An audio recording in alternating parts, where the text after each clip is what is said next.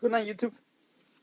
I'm gonna be unboxing my new power supply, EVGA SuperNova 1300 G2, 80 plus gold certified, 1300 watts, gold power supply. Boom. That's it. That's all that's in them. That's all that's on the box itself. This little handle, the sticker, a bunch of features in the back.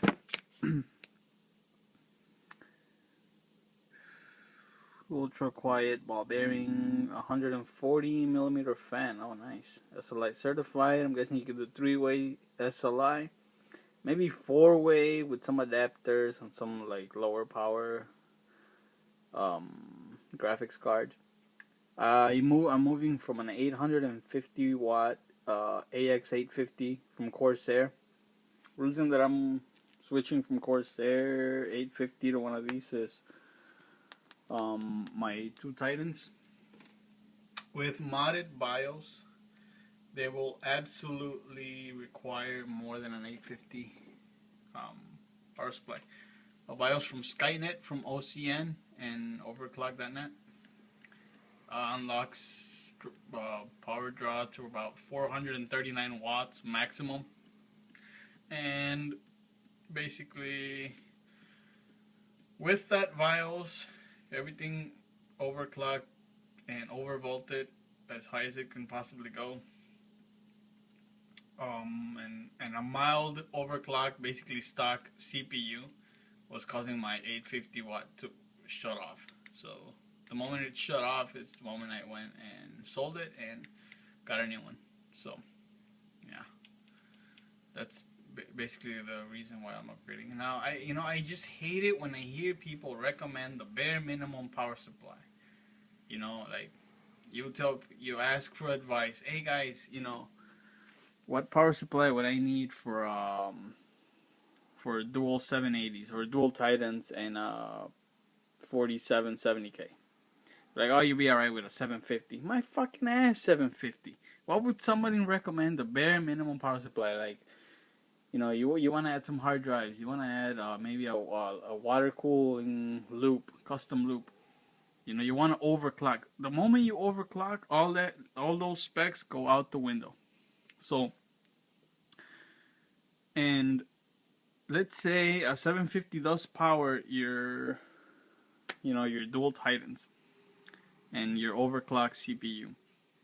What's gonna happen is the efficiency is gonna go way down, because power supplies are basically more efficient around 50 to 60% load. That's the most efficient. Now, however, you can go like 80, 85% and still be efficient. But once you start going over the 85% load, it's just not gonna run good. Another thing, what happens to things when you run them at full blast all the time? For example, you have your you have a 750 watts and you're pulling 730 watts from the wall. You're basically, you're running max load. How long do you think that power supply is gonna run? And that's probably with a mild overclock. I mean, the moment you start overclocking, overvolting, you want to need more. So don't buy the bare minimum.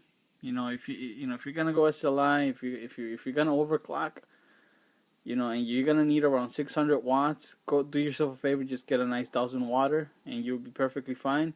You will have an efficient power supply, and also, going from 850 to 1000 watts, it's not a lot. It's not a lot of money. Not like extra money. Like you were talking like 30, 40 bucks maybe. Depends on the quality and on the certification of the power supply. Like a platinum power supply will be more expensive, obviously, but it'll be able to run at max capacity and be more efficient than others. So keep that in mind. Also, don't look at brand so much. Go look at the actual OEM, the manufacturer. Do some research, because a lot of times it's not just about watts. It's not just about 80 plus. You want to look at other things. Build quality. Corsair does some tremendous power supplies. They are built like little tanks. Sonic also makes some good ones. They're just more expensive. For example, the AX1200i, it's $100 more than this, and it is platinum certified. But again, this is 1300 watts, 80 plus, and I'm not gonna be using nearly as much 1300 watts. So this is more than good enough for me. Would I need a Corsair in the future? Maybe with a third card, probably. But you know, and that this should be able to hold up just as well too. So I mean, look at OEM branding more than you look at the EVGA or Corsair brand. You know, that's not as important. So there's a lot of good information out there as far as power supplies. PC Perspective released a video. It's a really nice long video regarding power supplies that it contains a ton of useful information. I learned a lot, and it also helped me choose my next move. So you know, I'll be pretty safe with 1300 watts. I won't be running at max, you know, at full capacity, and hopefully it should last me a good long while and give me room to overclock, because Ivy Bridge E, it's 130 watt TDP, so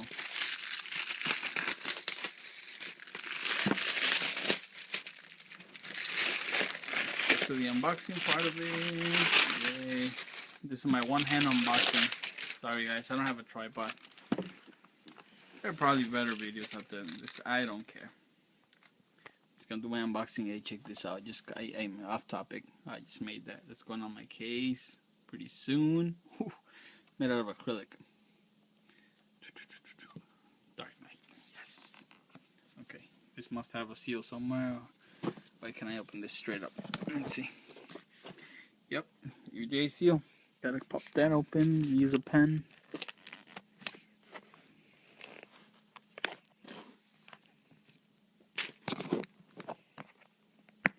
It says inspected. And inspected. Pretty good. This power supply has a really nice warranty. I believe it's 10 years. Does it say it somewhere here? I read it somewhere. It was 10 years. Ooh.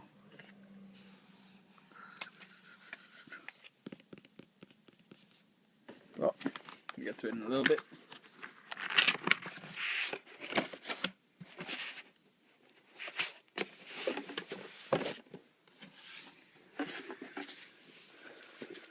Bag. Probably for the cables. Bunch of cables. Nice. Cables. We love cables. All these red ones are for PCIe components. I will be individually sleeving all my, not all of them, but the ones that I use. So, oh nice, Velcro straps. Screws. Yeah, that's pretty much it. Screws. This is the unit itself. Get it out of here with one hand. You know, it comes really nicely tucked in here. Manual. Read this. The only people that shouldn't read these are the ones that are that already own this, maybe adding a second one or replacing it. If you don't own this power supply, please read this manual. I don't care how advanced or how expert you think you are. Read this. You know, I really like the packaging, actually. It feels nice buying something that comes nicely packaged. Here's the back of it. Yeah, I'm doing this in the floor because my desk is covered with shit. I did an unboxing on that 4930K. Awesome. Yeah, buddy. Micro Center let me swap my 3930K. Ooh, that. Shite. This is nice. up in person. It didn't look that nice in the pictures. Shoot. So we'll go real nice with my case. Yes. Perfect. Well, that does it for the unboxing. I'm going to go ahead and install it. And I will post pictures, videos maybe later with the sleeving. So thanks for watching, guys. Hope some of the info was useful. This is what you get in the box.